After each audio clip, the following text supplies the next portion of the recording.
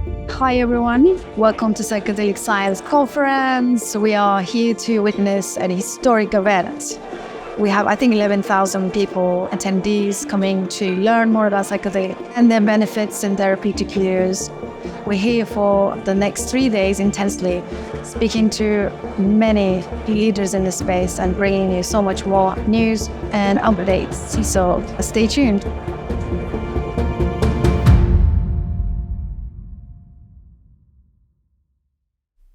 Hi everyone, welcome to Psychedelic Conversations.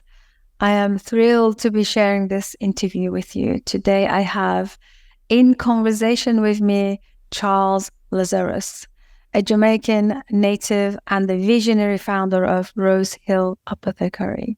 He has dedicated his entire adult life to farming and exporting agricultural goods, amassing vast knowledge and expertise in the process. In 2015, he boldly ventured into the uncharted territory of psilocybin mushroom cultivation, which led to commercial sales in 2018, boasting over 16 years of experience in genetic development, cultivation, extraction, and logistics in the domain of agriculture. His unmatched expertise sets him apart as a true master of his craft. Under Charles' leadership, Rose Hill Apothecary achieved an unprecedented milestone as the first entity to legally export psilocybin mushrooms on the planet. He is our first mushroom cultivator guest on our podcast, and I'm really excited to hear your feedback. Hope you guys enjoy this episode, and I will see you on the next one. So in Jamaica, I live in Jamaica, and back when I was a kid, cannabis, ganja culture, was definitely a very classist thing, right? So if you weren't allowed to smoke ganja, you had to, drink rum or sugarcane rum or something. Yeah. Anyway, my father had a friend that was from the United States, and he was living in Jamaica as a Rasta man. And we would hang out with him, and he inspired me to play the guitar, but he spoke about mushrooms. So when I was old enough, I took mushrooms for the first time. We went wild harvesting, myself and my friends. We found it, we ate, by today's measure, it must have been like 7 grams each. It was a lot. Because we didn't know. We were just like, oh, you have to eat a lot. And it was great. I mean, it was a lot.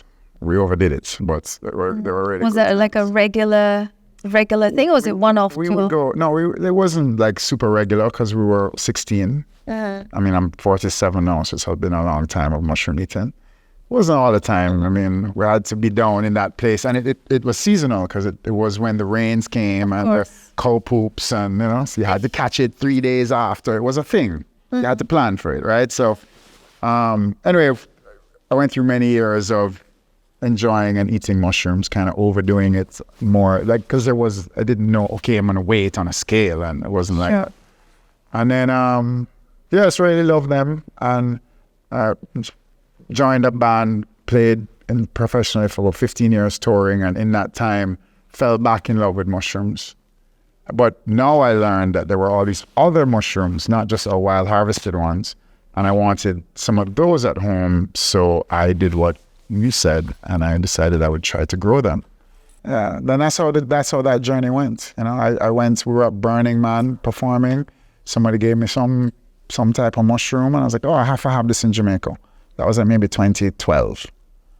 Yeah. And then grew. You grow a lot, right? You can't consume everything you grow, even when a small thing. So then friends, family, people started asking, started growing more. It mushroomed, and then it just became a thing. It became a thing, yeah. Mm-hmm. When we were doing products probably without a label from like 2014, we were doing capsules, and then it evolved and it evolved and it evolved, and in about maybe it was during the pandemic, I turned to Kevin, my business partner, and I'm like, he's a brilliant marketer. And I was like, hey, we should present better. And then we came up with the brand Patu, which is the Jamaican word for owl. And the owl sees behind the veil. We thought it would be quite profound. So we launched Patu, and it was the first consumer product on the market. And now it's the largest in Jamaica now. But similar to what you were talking about earlier, we had mushrooms. All of these retreats are popping up all over Jamaica, psychedelic tourism. This is 10 years now this has been going on. So we would provide medicine to people that were doing retreats. Right. So as we started growing more, then, you will come to me and you will say, hey, Charles, the medicine from the last time, I wish it was more like this. And I'd be like, well, let's try and get it that way for you. So we started looking at the personality of different fruits. Right. And then we would grow specific medicine for specific retreats. Is it experiential? Is it trauma? Is it PTSD? Like, what are you looking for? I was going to say that, yeah. What are you looking for? Yeah, different strains for different things, right? His name is First Man, and he holds ceremony at the Rastafari Indigenous Village in Montego Bay. He does not like herding cats. He doesn't want medicine where everyone's like walking around. All over the place. Yeah, he wants them on the ground. Contain it. Yeah, so the medicine we get for him does that. Whereas, I have another friend who does, he moves people through the land in the full moon as like a fun thing that he does. He doesn't want you on the ground. Like a nature connection. Correct. That kind of. So just different medicine, and then working with the various retreats like Beckley, we do medicine for, Rastafari Indigenous Village, Atmon, our own retreats that we just launched, one retreats. So yeah, because we're working with different people and they have different desires, we then focused on specific fruits and then learning to make the most of those fruits. Right. Like what is it in the substrates that lead to this, and collecting all this anecdotal information, and then we funnel that knowledge into the products. So yeah, sounds wonderful. Thank you for starting with your personal story. Yeah. I think it's it's the fun part, our listeners. So I just want to quickly say a few things about you to our listeners, because they always love to know, obviously, what brings you to this work, and then what are you doing as a company, as an individual. So you're one of the co-founders of Rose Hill, right? That's right. Premium cultivator and supplier of psilocybin products and biomass for research partners and brands, and anchored by core values of compassion, respect, and innovation. So you are also the first company to legally transport to Canada. Mm-hmm. How does that make you feel, leading the way? I think just like with everything in the industry so far, we're just going one step in front of the other. So at some point I look back and I'm like, oh, that was really cool. At the time it was great. And then that was the win of the day. And then the next day there was another win and another win. And right. But it takes, just us in Jamaica, we can't achieve an export by ourselves. You have to work in tandem with someone in that country that's going to do all the filings with Health Canada, and then in Jamaica, and then we have to work as a team to make that happen. Right. The first export was only 2 kilos. The second one was 10, and then the third was like 20. And then the issues at the time, because they weren't really, it's a controlled substance. They're expecting to get, say it's like a pill or something. Well, there's 10 pills. If you have 9 pills, that's not what's on the permit. If you have 11 pills, then they're smuggling, because that's one extra pill. So when you bring it to biomass, it's kind of tricky, because they're not necessarily caring about the weight that you're shipping. They care about the active compound of psilocybin and psilocin in it, but it's organic. I can't guarantee you it's exactly going to be to the perfect milligram. Yeah. So that was very challenging until they were more flexible in how they viewed things. But it was great. Coming from Jamaica, I don't want to have a problem shipping a compound. I can get me in trouble. So it was nerve-wracking on my end. Absolutely. I can imagine. I went to a lecture or conference in London by a group of people from Imperial College. They do research and studies. And one of the speakers, we laughed so hard. He said, the substance that they used for the research it was held in a specific location in the building with like 5 different locks, and he said it would be easy if I just walk down the road and get this than actually go to that cabinet. It's a bit like that. So the whole procedures and the restrictions and everything is making it absurd. That is true. Having to jump through hoops, correct. I mean, what made it valuable to the company we shipped for is that you have to have legal chain of custody so that everything that you do with the biomass moving forward is theoretically legal. So yes, you could go down the street and you can get it, but then the source isn't legal. So because Jamaica just happened to be legal, then anything that's produced there starts with a legal chain of custody. So by now it's changing, because now of course you can do that in Canada. So they would just get someone who was licensed down the street. Rather than necessarily coming all the way to Jamaica. We have to find new and interesting ways to keep Jamaica relevant as a biomass exporter. I'm just so interested that it's legal, and you guys are one of the largest sort of cultivators. I work with you. We do well. We're pretty big.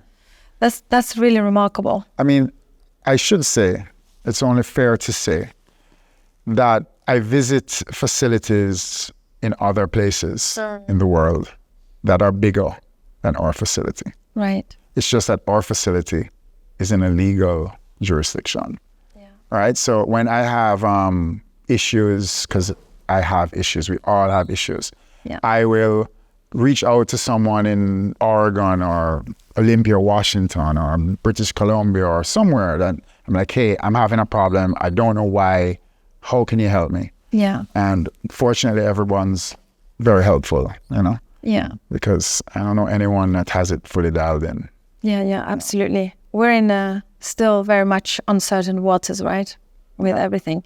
So Jamaica. So you work with Beckley is one of my favorite. I like them. So there are lots of retreats happening.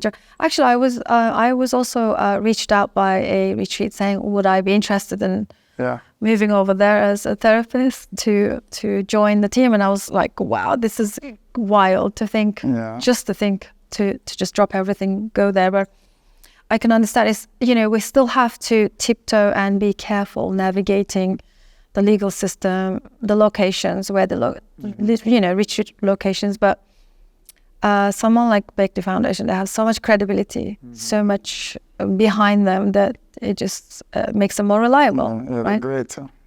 And I just wanted to ask you about so how do you guys come to knowing the strains, which is doing what kind of effects? And working with people like yourself, so obviously I cannot consume mushrooms all day, every day for the whole year. I would get nothing done. So if you are working with a retreat, we are one retreat, and you're a practitioner at one retreat, right? And I'm working with you, and you're going to sit with, over the course of the year, 500 people, right? Well, I have that relationship with you, and you are giving me feedback, which you are collecting also from the people that you're sitting with, and we gather that anecdotal information and look at the similarities, and of course I'm going to consume our own medicine, and then also the changes. So it's really years and years and hundreds, maybe thousands of people at this point of just anecdotal information. And then of course we have our social media and our website where people who purchase our products send feedback, which is really great, because it's like you're doing this thing, and then you're impacting lives, and then you're getting the first-hand thank you about what happened, and that is what really keeps you going. More so than first export, like that's whatever, it's the people that you're impacting, and how well, and then the communication, people want to be able to speak to a person about their experience, which is, I love doing it, but it does take up a lot of bandwidth, communicating constantly. I've had to separate like phones now. And I'll do it at a certain time of day. And how's everything going with your protocol? Like your microdosing protocol. How's everything going? Oh, this is happening. Okay, that's really great. Can you answer these questions for me? And I'll send a form, and then we will look at, because even our microdosing blend, we have our own Yeah. I play around with different blends, like Sure. of different fruits, different ratios of different fruits.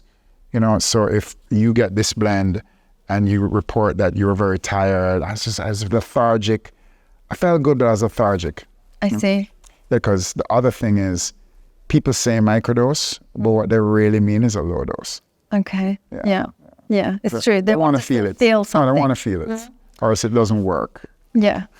It's a very Western thinking, right? Yeah. Because when you take a pill, it's supposed to do something for I you. want to feel it. Yeah. I mean, it feels good, so. Yeah, for sure. So what strains are the most popular for microdoses? Like among the microdoses, what strain do they prefer? So I do there's a strain called Shakti, which I really enjoy growing. Uh-huh. And of course, everyone knows the penis envy strains. So what you have to know is that it starts out as one thing, but as you take cuts from the mycelium on petri dishes, it changes. It can change. Yeah. So how that mycelium expresses in a fruit can be different. So you could consume my Shakti, and it could be very different than John's Shakti. Right. Yeah, and then what is John feeding the mushroom? Like, you know, we have some mushrooms that, I'm in Jamaica. I grew up eating dung lovers, you know, like pile of cow poop, Panelea cyanescens or cubensis. I like those. Sure. Rich biodiversity, very different fruit. But then like a penis envy is not necessarily a dung lover. So you can grow that in an environment of like straight coca core, you know? So you starve it actually. If you give it too much greater biodiversity, the mycelium will just sit there and there'll be never any fruits because the mycelium is going, I've got everything I need here, I'm chilling. You got to starve it, like almost give it nothing. So when it spreads out, it goes, there's nothing here. I'm going to die any minute now. I need to put out some fruits and fulfill my the survival of the strain. So like things like that. Things like that. You need to know, okay, I don't have all year to wait on penis envy. So going back to the strains, there's a Shakti that I like to grow from microdosing. There's an Enigma that I like. It's very strong, takes time, and I can be here at this conference with you. And the harvest window could be weeks, whereas with mushrooms, it's usually like a couple hours. We have to harvest now because spores are going to drop at this time. So, and then of course there's a Jamaican cubensis which I cultivate inside, which I just love because it's Jamaican, and so am I. Yeah. Okay. Great. There's a connection there. Yeah. There's a sentimental connection. That's one we would take. Yeah. So I know about mushrooms that they kind of the environment can leave an imprint. So they kind of feed on the energetical space that they grow in. So this is a really intricate work that you're doing, understanding it at this level. I know there are lots of amazing mycologists out there. I know personally, and I met so many of them. We have one in London, homegrown. Sure. He's great. His roots are also from Africa, and he says, you know, it's about connection, respect, relationship, more than what kind of substrate you're growing them on. Yeah. I really find that very fascinating and interesting. I think a lot of our listeners need to know that growing is not just picking up a bag or spores or just putting it together, right? It's more about your relationship, your environment you're creating for them. And that's why, you know, we always warn our community members who are purchasing medicine. I call them medicine, by the way. All kinds of resources. You know, I always say you need to know where they are, how they are being cultivated. So what are your thoughts on this? Well, it's, I agree. Yeah. It's not something I can validate scientifically on a piece of paper. No. And I know people really like that. Yeah. So we just bridge the gap of our little kooky crazy ways. Yeah. And what people want to hear. Like a really good example of it is when you know, okay, fine, we have 50 to 100 strains in a library somewhere. You cannot grow 50 to 100. Like that's like raising 50 to 100 children. You don't have the bandwidth for that, right? Like yes. You need to spend time with the ones that you are that you connect with that you enjoy growing, and you'll get the most out of those. That I love. Yeah, I'm glad you speak to that. I think, again, coming back to this consumer mindset, right? In the West, we're just so burdened with this consumer mindset that we want to try. It's like there's a term we use, like psychedelic shopping. Okay. They just want to try every single strain, compare. It's like a mission. People love that. It's human nature, though. Yeah, consumerism. Yeah, I try not to get people bogged down in strains and leave them with experiences, because they apply this predisposed expectation to a strain, and it's not necessarily true. If you go in with that, did you ever see it was The Empire Strikes Back, the movie? Yoda is training Luke, and he takes him to this cave, and Luke says he wants to go into the cave. Yoda says, really not ready for the cave. He goes, yeah, but I want to. What would I find in there? And he goes, only what you bring with you. I love that. Yeah, only what you bring with you. And he goes in and he finds Darth Vader and blah, blah, blah, blah, blah. But the point is, you're going to find what you bring with you. That's what's in the cave. So if you kind of go into a psychedelic experience with a predisposition that you've placed because you think this strain does this and that strain does that, you're probably going to find that, you know? I'm so happy you speak to this as a cultivator, someone who's in the thick of it, growing and communicating and connecting. I have this theory. I don't know what you think of it. I always say, when people ask me about what strain is best for microdosing, I'm always say, you're the container, so you're the best strain first. Yeah. You're the container that the medicine interacts with. So let's focus here. Yeah. For me, strains, all the different medicines, I mean, even like ayahuasca, San Pedro, they say, oh, should I start with psilocybin? Because everybody said ayahuasca is really hardcore. I'm like, no. I see as they are just doors, different doors, and they'll take you to the same place, which comes back to what you said, to your container, what you bring into the cave, right? Yeah. So this is my understanding as well when it comes to strains. I try and tell them, don't be too fixated on the strain. Let's focus on your life. We need to put that on the microscope first. That's the right word, fixated. Don't be fixated. Dose is another one people get really fixated on. On doses, yes. Yeah, they go, well, is it 0.2? And I'm like, dude, just pinch off a piece of the mushroom and eat it, right? And they're like, but how would I know the exact? I'm like, it's not like that. First of all, in a flush of mushrooms, one of them can be a dud. Yes. You know, like some of them are stronger than some of them. You know, so like, don't get bogged down in that. You know, is it exactly? I'm like, yeah, some days you'll feel this way and some days you might not feel this way, but the medicine's still working. It's that seems to be a very alien thing to understand for many people. Yeah. So glad. This is I keep reinforcing this conversation in a similar fashion, because I think we need to let go of this fixation and really kind of commune. I like the word communing with the medicine rather than consumer ingest. I think the other thing of note too with the people that consume more microdoses and that I have to communicate with is it's not a magic pill. It's not like, oh, you're microdosing, I know everything's just going to be great. Yes. Yeah, you'll feel great, but to me, it's you're creating this window in which you can have a bit of relief so that you can start enacting change in your life at large, which will ultimately lead to a more positive place, better sleep or more time with the kids. But you can't just take mushrooms and think that everything's just gonna be, you got to put the phone outside when you go to bed. You've got to get rid of bad habits, bring in some good habits. It's not just, I think that does come from that pill mentality. Yes. Yeah, for sure. Do all those other things first, and then the change is slow process. Yeah, I really love that.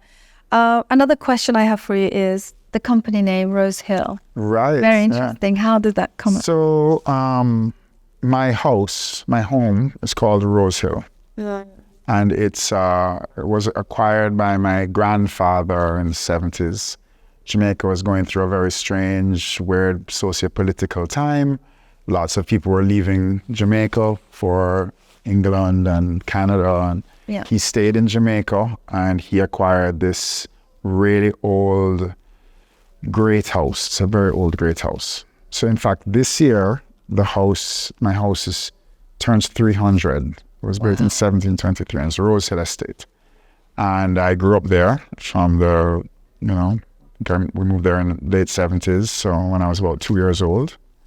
And I've been there my whole life. It's a very powerful place. Yeah. There's a lot of energy. I mean, in those days, they didn't just build because that was the space they had. They had lots of space. Yeah. So things were placed Specifically according to stars and, with compass points and whatnot. So I love it there. I'm probably going to haunt it when it's over. This time is over. I feel as if the veil between the dimensions is thin at Rosehill. Which it doesn't take much to journey at Rosehill. So I produce there in it's a big property. It's 235 acres, right? Wow. And a lot of it's just, it used to be a pimento plantation, and unfortunately in my generation, I've allowed that to fall to crap. I need to really focus on it, but it's a lot. But I do cultivate there, and I do like a little walk you can take and go around the property and just be in nature. Patu we have a chocolate bar as well, which we control 15 acres of cacao on the east coast of the island. Mm-hmm. And we do all of the harvesting, roasting, fermenting, grinding, all of that of the cacao. And then we combine it with our mushrooms, and then we make chocolate. It's really awesome. Very awesome, right? So okay, we might have to travel. No, man, it's awesome. We want to take a trip to Jamaica. I don't know anyone else that does that. We can do that because Jamaica is the third best cacao. Yes. Supposedly it's third best cacao on the planet, right? So it's okay. You can be biased. Supposedly. Okay. So, and it's illegal. So instead of melting some chocolate that someone imported from Belgium or somewhere else, yeah, we make mushroom chocolate. It's ground. The grinding takes place together. Right. It's Jamaican genetics, it's Jamaican cacao, and then also because of the price point of a chocolate bar, we can put the very best cacao beans in there. Beans that you wouldn't even put in a regular chocolate bar because then the price point would be so high that people would be like, I'm not spending this on a chocolate bar. But they're not buying a chocolate bar, they're buying an experience. So the threshold of what the consumer would pay goes up. Anyway, point is, we're proud of it. And we do grow. I've just started planting cocoa trees on a property as well, so that we can, instead of having to, go all the way and have it all there in the property, in the land that you. So and it's really great to be in the house and step outside and go over to the facility in the middle of the night and harvest or do work in the late hours when it's cooler. Exactly. To live there as well as work there. It's great. It's almost like a dream. Yeah, we made it. Live in a dream. Yeah, yes, we made it that way though. We had to make it that way. First of all, if you have to get in your car and drive to your mushroom growing facility, that really takes the fun out of it, because it does happen at strange times. So it happened. The mushroom says it's time to harvest. And, it can't be. Yeah, it's just a pain, and it would be a pain. Yeah. And when people say, people that don't cultivate say, oh, we want to set up a cultivation and we want your help. And I'm like, no, that's like the drive, no way. Yeah. You're on your own. Figure it out. Figure it out the way we did. Just figure it out. Yeah. That's so wonderful. And thank you for speaking all of this. I think our listeners would appreciate it. Because there's a lot of behind the scenes conversations happening here. Things are sharing. It's not very out in the mainstream. Okay, well, that's the fun. Yeah, that's the fun part, and this is why we do what we do. Thank you so much for your time. There's so many things I can ask you, but I'm thinking we should have you back as a returning customer. Anytime you want. So we often do a lot of Zoom live or Zoom call. That'd be great. Yeah, Zoom connection. So sure to have you back. And before we let you go, what would you say to our listeners? What's your offerings, projects, and what are you working on?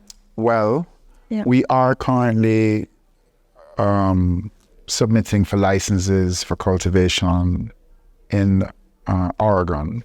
Okay. We don't know exactly what it looks like. It's shifting a lot over there.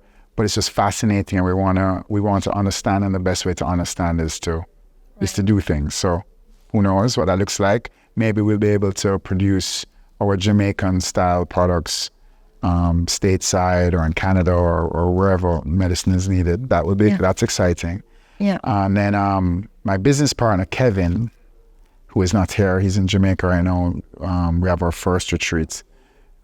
He's very passionate about the retreat offering, one retreats. Yes. That's very exciting as well for us. Amazing. And then, keep moving forward. For the people, I would say there's no health without mental health. So you got to work on yourself and constantly evolve. Yeah. Keep moving forward. Thank you so much for all the work you're doing and what you bring to this world. This is a time of seeking for the original medicine. I start to call it the original medicine now. Yeah. I'm going to stop saying holistic or alternative. I like that. It's the original medicine. I think we're returning. I have to borrow that. Yeah. I credit you. Okay, thanks. I like it. Thank you so much. All right, wonderful. Thank you, Charles, and all the best. Take care. Yeah, we'll have you back very soon. Thank you, everybody, for listening. Hope you guys enjoyed.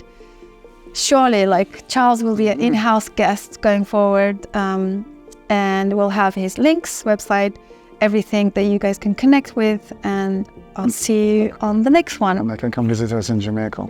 Sure do, yes. We'll also add information. And I'll see you guys on the next one. Thank you. Bye for now.